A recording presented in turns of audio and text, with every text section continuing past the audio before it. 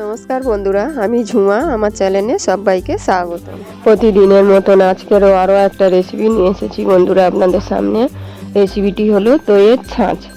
আজকের আমি দইয়ের ছাঁচ বানিয়ে দেখাবো আপনাদের সাথে। দারুণ গরম পড়েছে, কিন্তু এই গরমে কিন্তু আপনারা এইভাবে দইয়ের ছাঁচ বানিয়ে বাড়িতে খাবেন। আশা করি আপনারা সুস্থ থাকবে, শরীর ভালো থাকবে। আর আমি কিভাবে আপনাদেরকে শেয়ার করেছি, আপনাদেরকে প্রথম থেকে শেষ অবধি দেখবেন। দেখে বন্ধুরা একটা লাইক, শেয়ার, কমেন্ট করতে ভুলবেন না। গ্যাস অন করে কড়াই বসিয়েছি। কড়াতে আমি 1 চামচ জিরে দেব। জিরেটা আমি হালকা করে ভেজে নেব। গ্যাসটা কিন্তু আমার একদম কমানো আছে।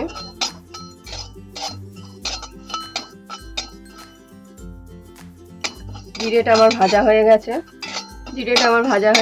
গ্যাস আমি অফ করে দিয়েছি। জিরেটা আমি ঢেলে নেব। জিরেটা আমি ভেজে নিয়েছি। আমি ছোট্ট একটা হামাল দিস্তা নিয়েছি। জিরেটাকে গুঁড়ো করে নেব। আমি বেলুন চাকলির লম্বাটা নিয়ে আমি এইভাবে হাফ গুঁড়ো করে নেব। আমি গুঁড়ো করে নিয়েছি, দেখুন এইভাবে গুঁড়োর হবে। একটা বড় মিক্সার জার নিয়েছি। নিয়ে এখানে আমি 400 গ্রাম দই দেবো। আমি এখানে দইয়ের বাটিটা ধুয়ে আমি কিছুটা দই আছে, আমি ঠান্ডা জল দেব। আপনারা চাইলে এখানে বরফও দিতে পারেন। এখানে আমি বিট নুন দেব, আপনারা স্বাদ অনুযায়ী আপনারা দেবেন। দিয়ে আমি ভালো করে ঘুরিয়ে নেব। আমি দইটাকে ভালো করে ফেটিয়ে নিয়েছি। আমি এবার গ্লাসে ঢেলে নেব। বরফ দেব।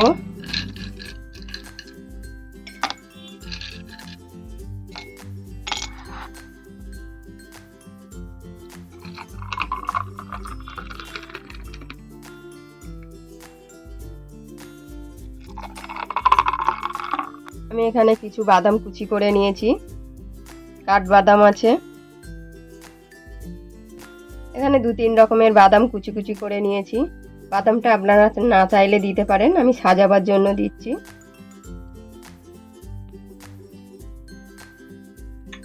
আর যে জিরেটা আমি গুঁড়ো করে রেখেছিলাম, জিরেটা দিয়ে দেব।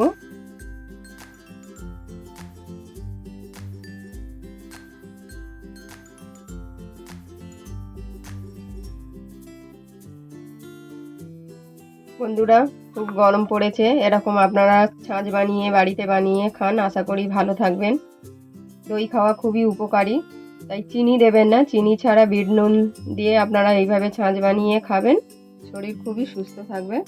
আর আপনারা এই রেসিপিটি কেমন হয়েছে প্রথম থেকে শেষ অবধি দেখবেন।